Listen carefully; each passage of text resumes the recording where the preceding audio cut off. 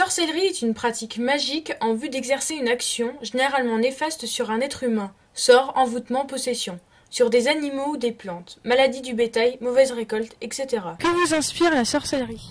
Moi ça m'inspire les films de sorciers comme Harry Potter par exemple. Harry Potter est une saga connue de tous sur les sorciers. Cependant, beaucoup d'autres films ont pour sujet la sorcellerie, mais présentée de différentes façons.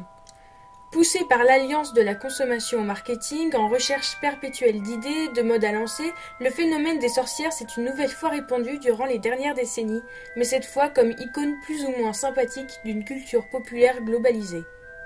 Le premier film de sorcières connu a été Les Sorcières de Salem en 1956, précédé par un film d'animation de 1952 qui est Donald et la sorcière, et beaucoup d'autres films ont suivi tels que Brûle sorcière brûle en 1962, Le projet de Blair Witch en 1999 et encore d'autres.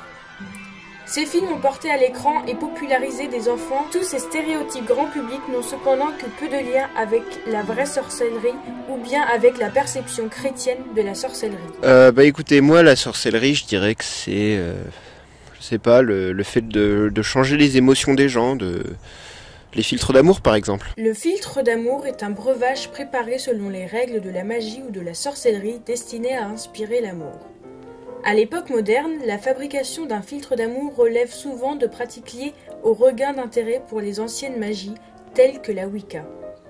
La Wicca est un mouvement religieux basé sur l'ancienne religion définie par Gerald Gardner et incluant des éléments de croyance tels que le chamanisme, le druidisme et les mythologies gréco-romaines, slaves, celtiques et nordiques.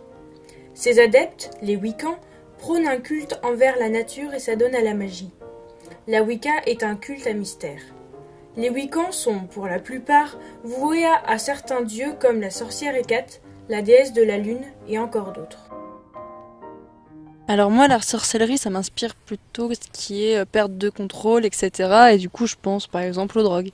L'ergot de seigle contient de l'ergotamine, dont un des dérivés est l'acide lysergique, principe actif du LSD. Dans certains cas, la consommation de pain pouvait donner lieu à des hallucinations qui étaient au Moyen-Âge attribuées à la sorcellerie. De même, la connaissance des plantes et de diverses pratiques permettait aux praticiens de provoquer des états de conscience modifiés chez des personnes en quête d'initiation, d'où des visions, apparitions, etc. dénoncées comme de la sorcellerie. Le pouvoir de la pharmacopée et de certaines pratiques ancestrales peuvent en effet sembler irrationnelles. La sorcellerie est un terme controversé et son histoire est complexe. Selon le contexte et le milieu culturel dans lequel ce mot est employé, il désigne des idées différentes, voire opposées. Chaque société possède ses propres conceptions en matière de tradition, de croyances, de religion, de rites, de rapport à l'au-delà et à la mort, et d'esprit bon ou mauvais. Il est parfois impossible de trouver un équivalent d'une culture à l'autre.